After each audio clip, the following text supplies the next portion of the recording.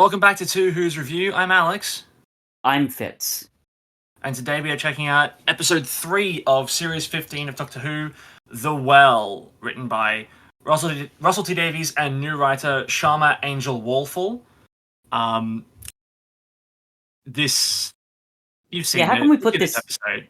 How can You've we? seen this How can we episode. put this? Yeah, how can we put this delicately? Shit rocks. This was balls to the wall. Awesome. Yep, this is the one. Last week, everyone was sucking off Lux all over the internet, and I was there going, yeah, "It's fine." This is the one that I'm balls deep in. This is this one. This one. What a this. what a this, lovely way to phrase that. But yes, I see what you mean. It's great. Oh, fantastic! I just saw in the credits of this episode the villain. Like someone had to mocap for the villain. Obviously, in the credits, it's listed as "It has no name." God, that's awesome. Oh, that's so great. That's so fantastic. Oh man, you all if you haven't seen this episode yet, I'm going to give you 5 seconds leeway. Pause this, go and watch it. 5, 4, 3, 2, 1. It's Midnight 2, baby. Yeah.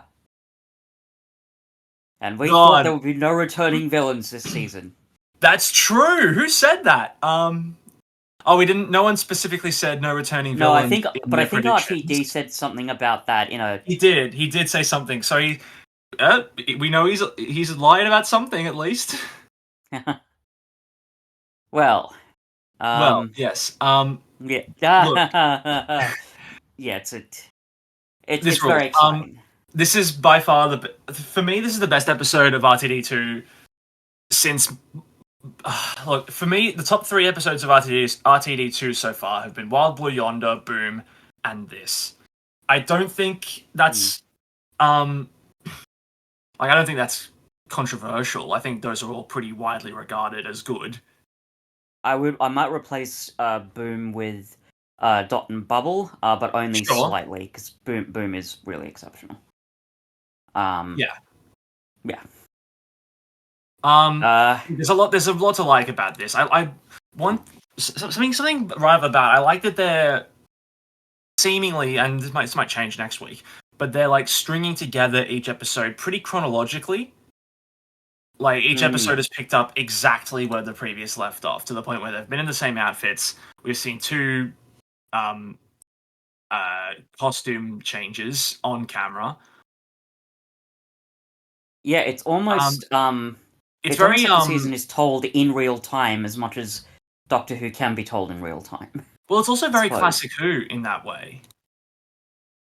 Yeah, I think it's a good point, because there are obviously a lot of stories in the classic era where there is quite a bit of gaps. You don't know exactly what's going on in the TARDIS between stories, but I think especially in the first few seasons, in the Hartnell era particularly, they would pick up literally from where the last story left off.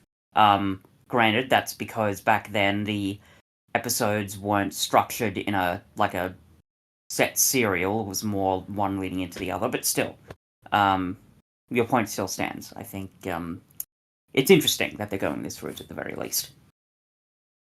Certainly is. And we get our. I said during our predictions episode that this one felt very Aliens to me. At least from the trailer footage that we'd gotten, it was a lot of people in spacesuits. It was, the creepiness of it all. Desolate planet, abandoned, creepy creepy industrial places. Very sort of crew of alien human soldiers, getting picked off one by one. An innocent survivor that they find. Mm-hmm.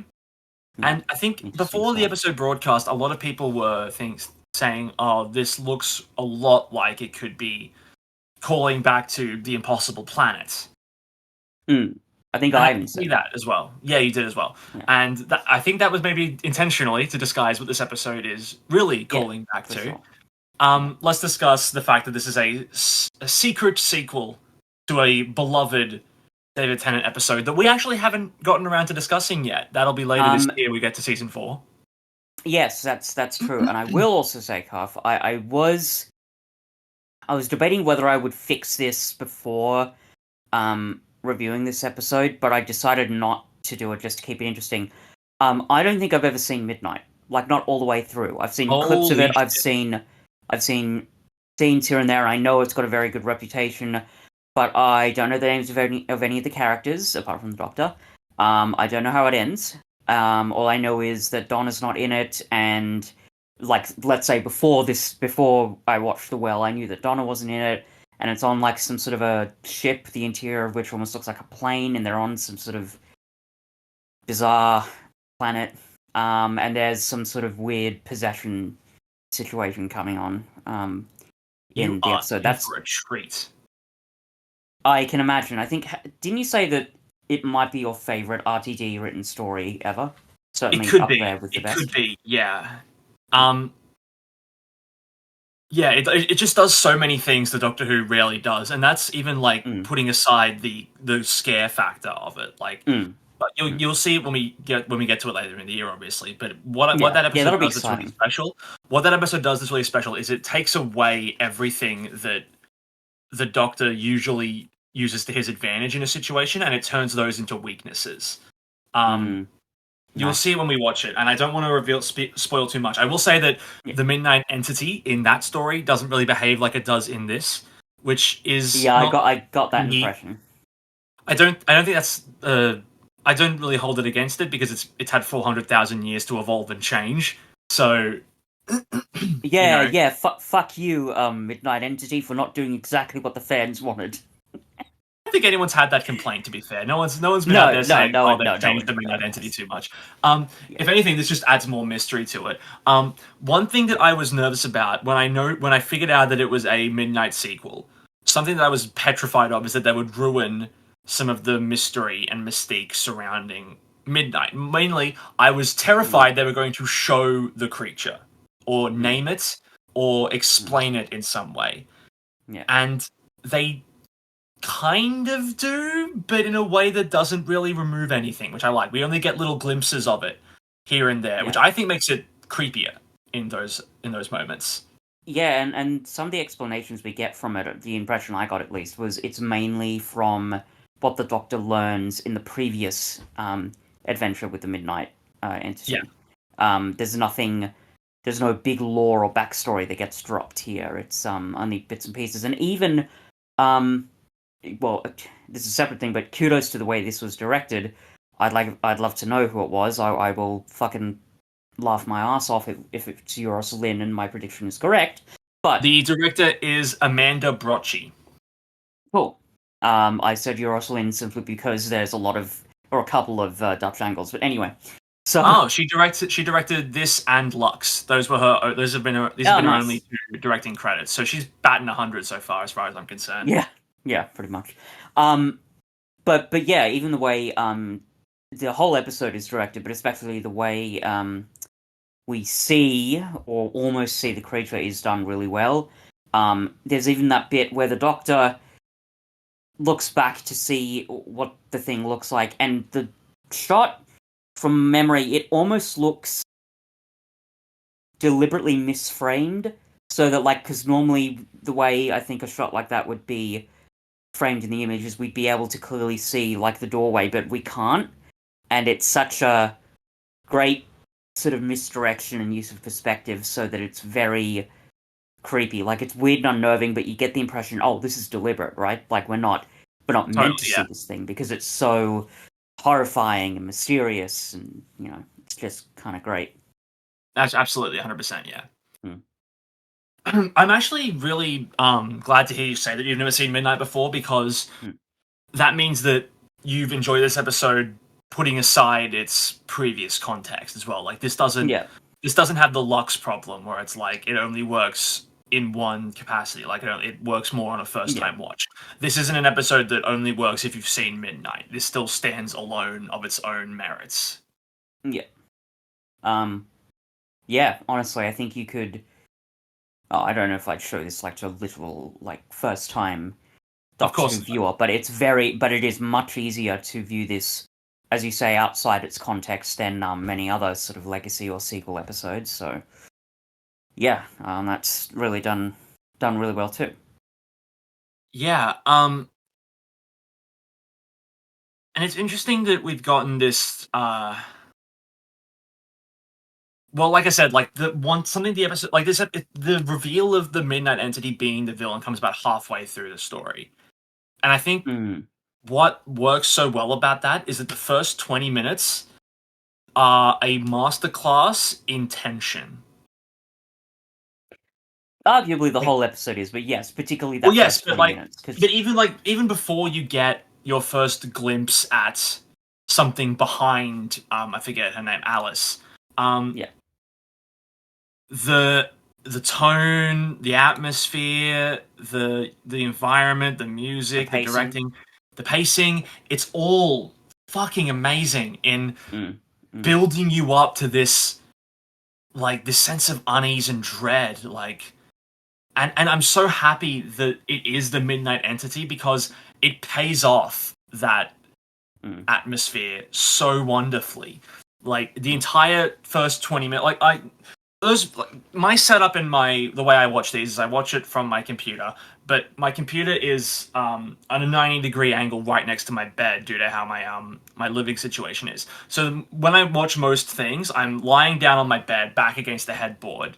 But for this, I was full on sitting upright, facing the monitor, leaning forward. Now, if I do that for too long, I tend to get a bit of a backache because of posture reasons.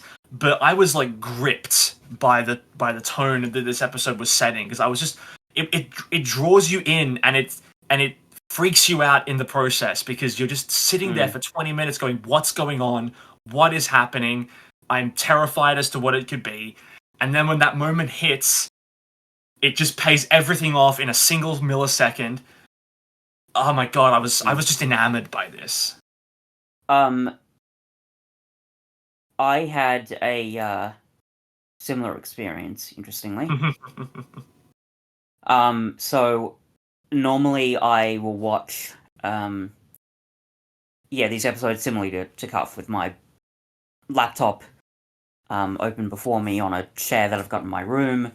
And that's not an amazing strategy all the time because I don't know whether it's somewhere between the alluring distractions of technology and the fact that I don't know, maybe the ADHD is coming in there a little bit as well, but I tend to get distracted. Even with Doctor Who and some episodes that are really good, my distraction is only momentary, but it's there, right? And it can be a bit annoying. If there was distractions with this episode, they were pretty minimal. I watched it just for whatever reason, out of convenience, I guess. I watched it lying on my bed and watching it from my TV, and I was sitting up for most of that time. And there was a moment, and I Christ alive, I hope I'm not imagining this, but there's a moment where, um, I think it's near the end, where the characters are in the hallway and the Midnight Entity is maybe entering it, and something in my head, I think I thought like, oh, damn, I bet that character's heart is beating really fast right now. I hope the Midnight Entity doesn't hear it. And then in retrospect, I realized, oh no, that was my heart beating really fast because I was pretty fucking gripped by this. That was Oh, incredible. Absolutely oh amazing. dear. Yeah, that was it really is, as you say, a masterclass of tension. And the fact that it had me gripped that much was surprising. I was feeling genuinely tense during, near the end of that story. And it takes, Mm. at the risk of sounding pretentious, it takes a lot at my age. Like, I'm a big fan of horror movies and thrills and stuff, so I feel like I've seen, a lot of the tricks in the books. So when a story like this comes along, and it really forces me in a way to, just pay attention throughout the whole thing, it's pretty remarkable, and Mm. it deserves I kudos for that alone.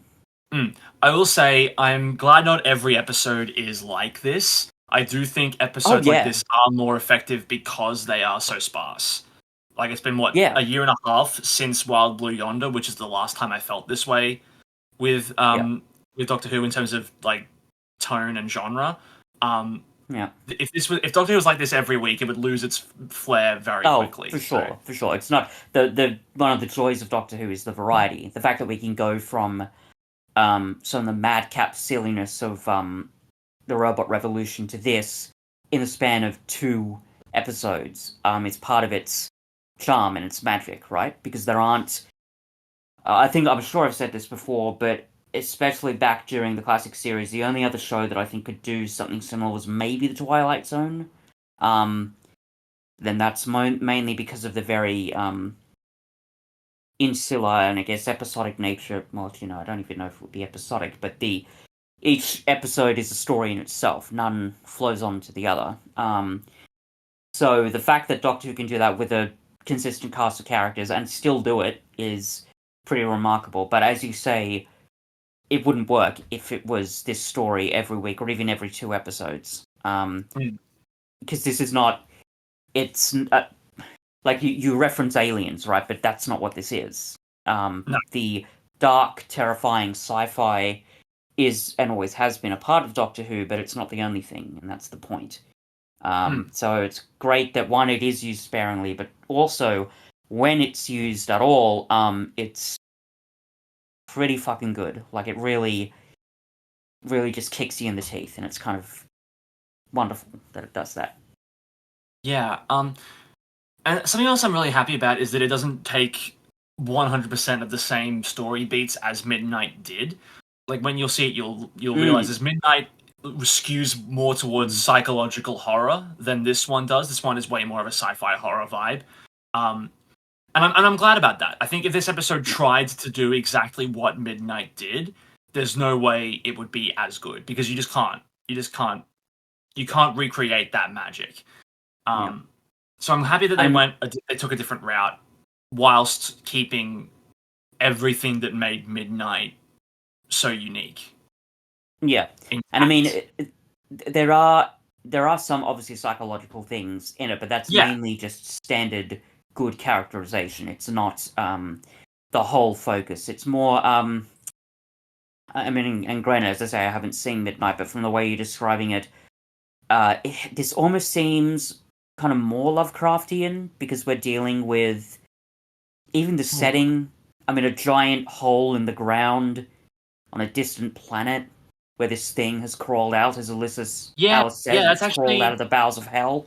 that's actually pretty apt. Yeah, there's not a lot that's Lovecraftian about Midnight, whereas this has quite a lot of it. Yeah, and the fact that it's sort of, I don't know, like preying on human weaknesses, not in an intense psychological way, but more in an existential. Oh, this species thinks that they're, top dog in the universe. Well, I'll show them, because it's also just a very powerful being. I don't know if I could say it's objectively the most powerful villain in Doctor Who, but like it probably could be. That military group gets basically Rinsed. wasted. Yeah. At the end of that story. And there's I kind of wonder. Like, I don't think there's anything that maybe one of the Elder Gods could stand a chance against the Midnight Entity, but I don't think any of the other villains of the week or like other like standalone. I don't think they can do anything against it. I think it's. And the Doctor know. said, I think he said that he'd never been he was more scared than he'd ever been in his entire life the last time he met the Midnight Entity. So maybe. Yeah, and that's. Yeah. Like oftentimes the Doctor will say that, and it's often in a Moffat script where he'll make that hyperbole or that over exaggeration, and you'll just go, really? There's no other moments, but with this, it's like, oh no, 100%.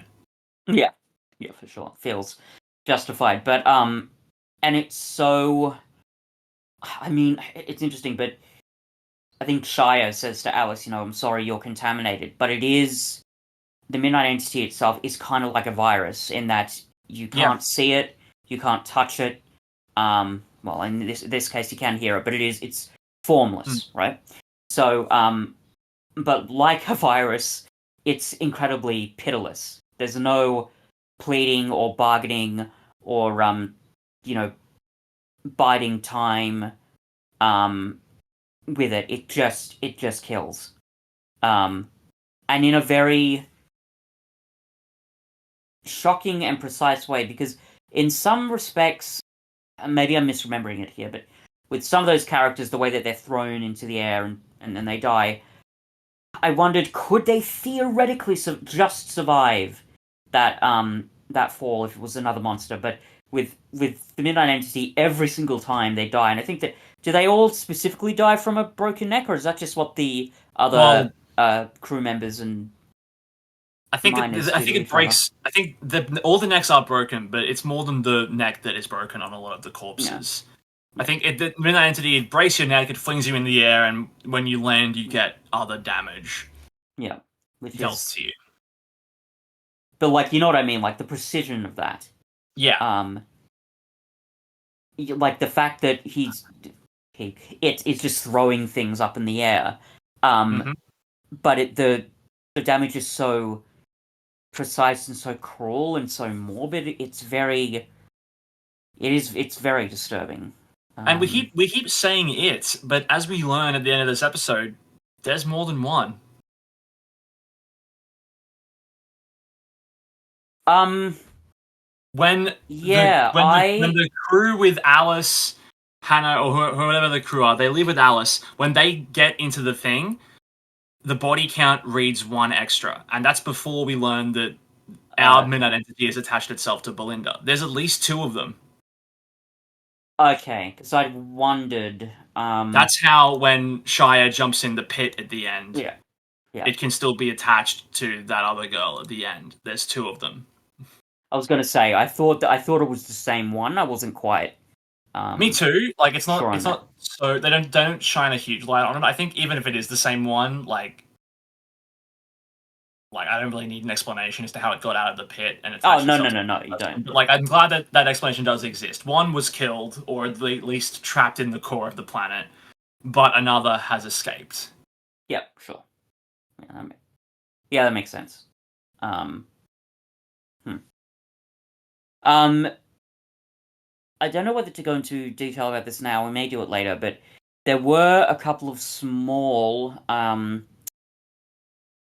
sort of flaws I felt with this episode. Now, it's possible I'm misinterpreting something, or maybe I wasn't paying as much attention. You can certainly help me out here, Cuff, but there Mm-hmm. were just a couple of moments in terms of the world building specifically that I wasn't 100% sure on. Sure. Um, so the first one was. Hang on, I'm just gonna look at my notes here. Okay, I'll just read this note that I've written out verbatim. So is the radiation still in their bodies once they enter the airlock? The doctor says it soaks through everything, and am I missing something? Because they go in, they don't. I don't remember them going through any sort of like cleaning process, and then they just sort of take their helmets off, and they're there with the suits. I mean, I guess if it My my read of that was it soaks through everything except the except the protective suits. suits that they're Okay. wearing. Okay. Yeah, I guess that makes sense. Okay, all right, I'll accept that. Maybe I could have done with a tiny bit more explanation of it, but it's a small thing in the grand scheme of Mhm. things. Excuse me. Sure. The second thing, um, how does the Doctor know exactly what type of signing to use when communicating with Alice? Is he able to pick it up with the signing that Alice uses? I don't think the planet these people are from is mentioned yet. Maybe it was a translation. Maybe it was the translation matrix in the TARDIS. But here's the thing: even if it was, why wasn't Belinda able to use that signing? Right? Because Well, look, I could absolutely believe that the Doctor knows how to sign. That's just, I mean, with all the Doctor's experiences. But Mhm. even on Earth, Yeah, silly to say that. I don't know if it's literally each country, but different regions have different forms of signing. We've they got do. Auslan in Australia. There's ALS in America. I don't know what it's called in the UK. Maybe ELS or ESL, BLS or SL, something. SL, BSL, excuse me. ASL. ALS is ASL and what the Ice Bucket Auslan. Yeah, Challenge was for. yeah. Pardon me. Yeah, but the one is it's a different thing. So Yes. Well, look, the you fact got to that remember as well that these people, are not human. They're from a planet called Lombardo, so they would presumably have their own form of sign language, which the Doctor Yeah, well, yeah. might know. There's no chance in hell Belinda would. Yeah, well, the problem is, maybe he would have been able to pick it up, but that they're from Lombardo. But I watched this yesterday, and they don't mention the planet that they come from until afterwards. So, until after that first conversation. So Well, I just wonder. Do they mention it to the Doctor and then he learns it? Because like there's every Doctor, chance that the Doctor can just look at them and go, "Oh, they're I from don't think Lombardo." so. Yeah, I'm pretty sure it wasn't even mentioned to the Doctor at that point, because I think he was the first one the planet Lombardo gets mentioned to, but I don't think it had happened to him yet. So when he does he ask where they're from, or is he just told? Because there's every possibility that the Doctor can just eyeball a species that is humanoid and see, oh, they're from Lombardo. I can see the tiny differences in evolution. It's possible. I think he was just told. I don't think he asked. I think it just came up in conversation. So it is possible that he was simply just able to recognize the type of, for want of a better term, signing dialect that Alice was using. Yeah. Whether that's localized to Lombardo, or maybe it's like a system, like a planetary system thing, or maybe there's just like a universal form of... Maybe it's universal in the future, yeah. Yeah. Because Alice sort of does say that, it's illegal for a nurse not to be able to sign in the future. So, maybe.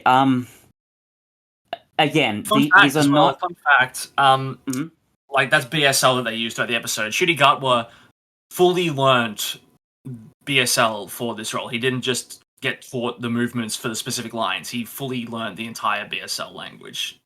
Nice. Good for him. Yeah. Also, kudos to the casting of actually hiring a woman who is deaf to play Alice. Yeah. Well, they've done it before. I think the episode Under the Lake in the Capaldi era had a deaf character in it, and she was deaf as well, I think, the actress in real life. Nice. I'm gonna have to double check that, just in case I'm wrong. Yep. Both times they've done it. And both times they were really great characters. Like, Alice's main role here, obviously, is to garner sympathy, and she does it pretty well, even though, like, she obviously has more facets to her character beyond that. Like, there's depth there, and the actress Rose Ayling Ellis plays it really well. Yeah, for sure. Well, in terms of those small flaws, they stick out, and they may, for me, be enough, or at least one of the reasons to stop this from being like a perfect episode, as insofar as those things can exist. But they're not enough really to damage the story, I don't think. They were just things that... Sorry, I'll let you know my couple of things that are holding it back for me, because I agree. I don't think this is a perfect episode. Sure. Brilliant, but not perfect. Yes, my main criticism comes in the form of the tropey soldier dude who's like, this isn't going the way I wanted to, therefore I shall mutiny. Like, the fucking idiot who you see every single time in one of these things. Like, for as brilliantly written and unique as the rest of the episode is, for such a, like, tropey, like, character and plot moment to stick out like that, I was like, come on, no. And the guy was just like the actor was doing it well, but there was like nothing else to the character than that. The guy was just like a walking, like, caricature. Like caricature, exactly. Yeah, like there was nothing else to him. I was waiting for, like, if he had a moment where he like saw one of the soldiers and like physically cried over their dead body, I would have been like, okay, I guess that explains why your like mental state isn't right and why you think that something needs to change. But it seemingly is just because he just didn't want to be taking orders from someone who wasn't like he just didn't like the Doctor. Part of the team, yeah. Yeah, just didn't like the Doctor. Even though, like, by this point the credentials had been shown, everyone else was convinced. including his higher up. including his Here's higher the up, thing. exactly. Yeah. So I think his name's Cassio, and I Yes. think I might be wrong, but I think he might be the guy who said when one of the crew members died, he was like, "Oh, I served with their brother." So there's a little bit of, if that's true, there There is a is. little bit of empathy there, but There's a I bit, but understand like what you it's not. mean. There's It's a not tiny like bit. It's the bare quite minimum. enough. I will say, just for me, it doesn't bother me that much. You're right to point it out. It is pretty tropey. I don't think it bothers me that much because the plot and the tension and the pacing are some of the strongest elements in this, and if some characterization has to be sacrificed for that, it doesn't. It's not a huge bother for me personally. Um, that being said, as you pointed out, it is pretty tropey. I will point out though, I did find it interesting that Shia essentially killed him by having Yeah. the. That seemed a bit interesting to me because in those situations of, you know, the soldier that goes rogue, I would either expect it to go two ways. I would expect it to go with the other characters finally convincing them to, you know, turn away from their rage-filled, rebellious ways and it gets cooperate a bit more. Or the more common thing, something they did personally would be their downfall. You know, their hatred would get the better of them. They would jump off the cliff. They would go into the dark cave.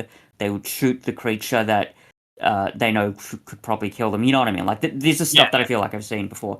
But this was a bit different. This was the captain making a decisive and, let's be honest, pretty disturbing move to Yeah. sacrifice Cassio's life, and the explanation she gave was, well, he was not being a hindrance. That's putting it a bit lightly, but he was being a severe obstacle, and we had to deal with him some way. Which is, I like that because of how Mm. kind of how bold it is to do that with a Yeah. character who we still wind up really caring about in the end. Totally. Yeah. And how kind of how grim it is. And that's like, Yeah. Well, to take that risk and still have us feeling the way we do about Shia at the end, that's pretty big. I don't see that a yeah. lot Totally. in I fiction or sci-fi I agree. generally. Like a lot of sci-fi tries to do that thing where it's like, you know, I'm the captain, I have to make the tough calls, and like a lot of people, like, and oftentimes it takes it down a morally murky path. Like I am all like, you see that a bunch, but you rarely see it in a situation where like by the end you're still like fully on that character's side. Um, Now, I would just like to put a small caveat here because I just thought about this. It's funny. Friend of the show, Sam Sweeting, may be listening to this at the moment and thinking, you know, maybe 100 thoughts are going through her head thinking, oh, wait, but you guys, you haven't seen all of Voyager. Star What about Trek, this yeah. episode where Janeway did this? What about this episode where Janeway did that? We're supposed to still care about her even though she, like, condones genocide and does shitty things. What about those episodes, people? So maybe we're wrong. I'd be very I guess interested the to... difference there is with Janeway, you have hours and hours and hours of like content and getting to know who she is as a Yeah, person. Whereas yeah, with I guess Shia, we so. get 25 fucking minutes. So Yeah. it's definitely Um, more. It's definitely very impressive here that they yeah, take that swing. sure. And for, well, as you say, right, you say 25 minutes, but this is a one-off character, right? Because Yeah, if this, even in other, I think Doctor Who stories, if a character had made a sort of a grim decision, especially one that the Doctor found morally they would have uh, been called out. Yeah, disturbing, well, that, but also, if they wanted to do like a sort of redemption arc, it would probably take multiple episodes, at least another one. They might Mm. join the TARDIS for one more story, and then the Doctor and this character might see a bit more eye to eye. But Well, Harriet Jones yeah, also comes to mind. mm, oh, that's true. Actually, yeah, that's very true. Um, but um, the fact that it's done in this short span of time is really very impressive. Mm. Because that final sacrifice from Shia, I don't even know if it necessarily like completely redeems her for sacrificing Cassio, but we get a much fuller picture of who she is, excuse me, and we understand that one, obviously, she's got layers and nuances, right? But there's, despite her claims that your hope is irrelevant and things like that, which Cassio also says, by the way, she does have a very strong sense of compassion for the people around her. She's more than willing, to make the final sacrifice to save others. So it just big risk, but it pays off really well, and that's rare. I compare her to the captain from 42, where she was also like, from what I can remember about her, she was like, I'm making these decisions for the crew and all that stuff, but every single time it was like, I don't believe you. Like this is this is such a poorly written imitation of Shea in this, and it's it's a million times better. I'm gonna get a bit controversial here. Ooh, I can't wait. Because watching this episode for the first time, I found myself agreeing with a side of the fan base that I sometimes don't. Oh dear! Oh, everyone, get ready! It's happening. So it's the moment when the Doctor is listening to the Midnight Entity for the first time. He's like peering over Alice's shoulder. We can see its shadow casting over her. He listens to it. He says, "It knows my name." He takes it in fully for the first time ever. What it is, what it wants, what it looks like, everything like that. And he is terrified. He is.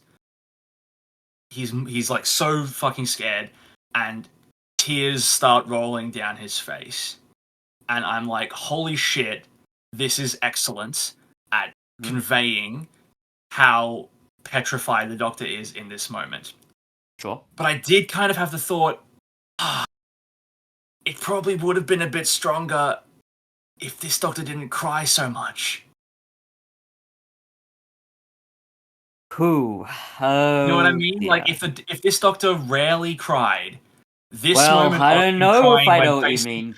This moment of him crying when faced with something so scary probably would have had a bit more impact. Now, again, that's not to say that I agree with the fact that a lot of people think that this Doctor is a bit of a weepy, like... Crybaby. I still think that it's good that this Doctor is in touch with his emotions and can let it out when he wants to. But I did have that thought of, if, like... David Tennant's Doctor also shed tears when confronted with this monster, and it was way more impactful because we rarely saw it from him. Yeah. Okay. I'm not gonna. I won't make fun of any of that. I can understand what you mean. Because it is used quite a lot with this Doctor, and I think even the principle of having him cry frequently is a really good thing. I think it's not as if the Doctor hasn't cried before, so no, obviously deal with it basically. But also, it is just more refreshing, I think, because a lot of the times the Doctor will hide their emotions. I think even you said with Matt Smith, for example, despite his, or maybe because of his very goofy, affable performance, that was hiding a very dark sense of trauma that he clearly wasn't dealing with. So the fact that the Doctor is, this is the more therapized Doctor, as I think we've discussed previously, and he is exploring these emotions, in a healthy way, is quite good. I'm not bothered by it, particularly myself. I certainly thought, as you say, this moment it was perfect. If at the very least, if you're going to have a moment where any Doctor cries, it's going to be now, because, of course. That being said, I can sort of empathize with how, like, if you find it at least a little bit frustrating. I mean, if you go back to Lux, right, where the Doctor's actively crying when he discovers that these fictional characters, the fans, that they're fictional. Yeah, that makes sense. I wondered. Don't get me wrong, it's a sad moment. And for Belinda particularly, it would be really shocking. But weird, surreal, and kind of disturbing concepts like that, like thinking, oh, these characters aren't actually real.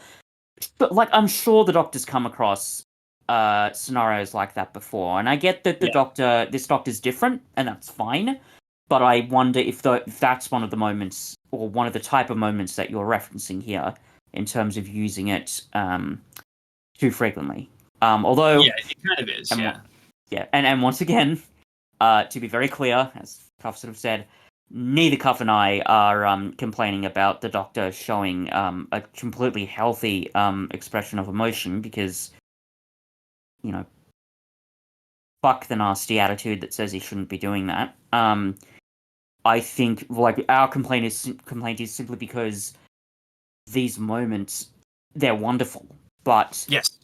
would it not be better to have them at least a little bit less frequently, to just get, really wring out every drop of impact in those scenes? That being said, I kind of admire the fact that RTD and Shootigat were sticking to their guns, I do as well. Yeah. because this is as I say, the more therapized Doctor. Obviously he's still got quite a bit of darkness, I think, in his two hearts, because we saw that with Rogue, for example. But he's Mhm. working through that, and part of that is expressing emotion on his terms, and in a way that, I mean, obviously it shows his emotion, like, yeah, because he's crying, but in a way that's, I guess, sort of safe, in a way that is more fulfilling, I guess. So I kind of agree with your sentiment there. I sort of wish it was used a bit more sparingly, simply so we could get more of an impact. But I don't mind if the compromise is we get to see a bit more of a vulnerable side of the Doctor that we haven't seen previously. Sure, Overall, that at makes least. sense. Yeah, I get it. Yeah, for sure. Um, This all what brings us was? along to the ending of the episode. Mm, We are running from the Midnight Entity, trying to get back to the shuttle. And we're trapped in a room. There's four of us here. One of us has the creature on our back. mm, Um, it's obviously Belinda. That's how it's got to be for a moment like this to have maximum impact. yeah. Um, and And like, boy howdy. yeah, such a fucking good scene. They know it. It's again just like a culmination of all the tension we've been feeling throughout the story. It gives us a brief moment of we've gotten away from it. We've done the Mercury trick, which is a really clever way of dealing with Yeah, it. that was clever. And then just when we're about to escape, They pull it's the back. aliens trick again. The Yep. bitch is back, so to Yeah. speak. No Mercury this time. No. Holy Um, shit. I just love this story so much. and also, if you were really a casual, even kind of a hardcore fan of Doctor Who, and you asked, uh, 100 Doctor Who fans, what's one of the most least likely things to happen to a companion in an episode? I'm pretty sure the phrase "gets shot" is going to be considered pretty fucking unlikely, and yet that's exactly what we get. Belinda Nickel gets for every, shot. if I had a nickel for every time an RTD2 companion was shot in the third episode of a season, I'd have 2 nickels. Which isn't a lot, but it's weird that it happened twice. I was never a fan of Phineas and Ferb. Anyway. As um, Ruby gets shot in Boom, which is the third episode of Series 14. Yeah, and Belinda that gets is shot in funny. this one. That is funny. By the way, when I say I was never a fan of Phineas and Ferb, I don't mean I hate the show. It's just it was No, never my thing. I was too old to sure. enjoy it. Anyway, that's a whole other thing. But Hey, yes, aren't you a it's a little very old to be enjoying Phineas and Ferb? Yes, I am. Anyway, yes. yeah, Shia gets brilliant to make scene. her big sacrifice play. Yeah, We get a few last moments of as she's running through the thing, we get to see glimpses of her backstory, which she told and us a a little pretty bit about decent earlier. decent monologue from her, because I Yeah, totally. was listening to it, and I think the first time I watched the episode, I was like, this isn't bad or anything, but I feel like these sort of sentiments, I've heard them before in other sci-fi stories, but then when I watched it a second time, yes, I may have heard similar stuff, but it's even more interesting in the context of who this character is and the episode, because that sense of Totally. compassion, it's not like a total surprise. I think it is there from the beginning, but um, it's more surprising than it could be, I guess. And it's a good thing for that, because you really feel the impact of that final sacrifice. Incidentally, we keep referencing Alien and Aliens, but the bit where she jumps into the well is very similar to the ending of Alien Alien 3, Three. because in Yeah, that exactly. because Ripley in that scene has got, another parasite, except it's growing inside her, and she jumps in the same way, like backwards, and I think even in this one it's in slow motion. So yeah, that's just funny. Yeah. Yeah. And uh the minute that entity is defeated, we fly off in the TARDIS. There are some questions that have been raised. Earth doesn't exist in this timeline anymore. We know why. The characters don't. There's dramatic irony there. Ooh. Well, we don't know Um, why, but but we know it we know happened. that something's happened. Yes. Um. Um, and then one last little bubble. We get yet another moment of Mrs. Flood showing up, Hmm. and disturbingly, it seems like the Doctor using the Vindicators is all part of her plan. Oh dear. Um. There was something I noticed. The outfit she's wearing, and I know that so far she's worn outfits that other characters have worn during the show. Yeah. But I swear to God, that outfit looks similar to something. I can't pinpoint it yet, but I swear I've seen that outfit, and even the haircut somewhere before in Doctor Who. I'll have to. I don't Well, know. we'll Maybe see. maybe the fans will come up with theories about it. Hopefully, Maybe. someone online will figure it out if it comes from somewhere. But I'm positive I've seen that outfit somewhere before. Well, I'm sure there'll be a montage at some point. Oh, probably. Yeah. Um. Um, I don't think there's much else to say. There This is a episode little bit. rules. Okay, go ahead. Yeah. There's a bit that I wanted to point out. There's a scene early on when the Doctor's talking to Cassio, and he says, "It's not appropriate to call me babes." And then the Doctor says, "Okay, hun." Now, I love that line, and here's why. Yeah, it's fantastic. On principle, if you take away, like, the words and you just take in, the tenor of the conversation and the context of it, this is a sort of thing we've seen over and over again in Doctor Who, right? This is a classic moment of the Doctor having fun, making fun of authority, Yeah. sort of subverting the chain of command, um, and trying to lighten the mood with a bit of levity. Constantly done, particularly in the Yes. classic series. All the I damn think time. particular the third and the fourth Doctor did it quite a lot. But the reason I love it specifically is, one, obviously it's carrying on that tradition, so character consistency, fantastic. Yep. But it's done in a way that's very unique to Ncuti Gatwa. The way he Yeah. speaks, the words he uses, it feels, not only does it feel unique, but it feels so authentic. And I love that, because it's I think for me, one of the great elements of a good Doctor performance is the ability to carry on, I guess, some of the core ideas about who this character is, but to make it your own. I think it's very Yes. 100%. important to do that. And it just continues to prove that Ncuti Gatwa is really living up to, I guess, the name of the Doctor, I suppose. Totally. Um, Yeah. Very impressive stuff.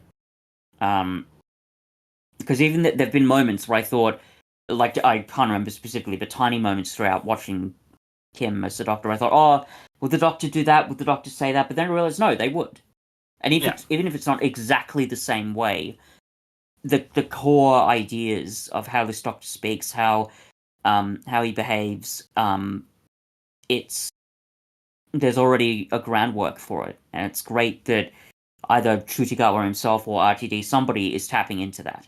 So it's just really exciting. Totally. Yeah. With that being said, The Well is absolutely the best episode of the season so far, and I will be giving it a 9.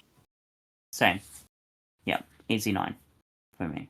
Doesn't look. I don't think this episode has adjusted any of our predictions somewhat. It still is very much looking like Mrs. Flood is going to be the big bad, unless she's been on the Doctor's side this whole time and she's going to help the Doctor in the finale, which would be surprising. Yeah, because she's got a really weird and creepy and uncomfortable. She does.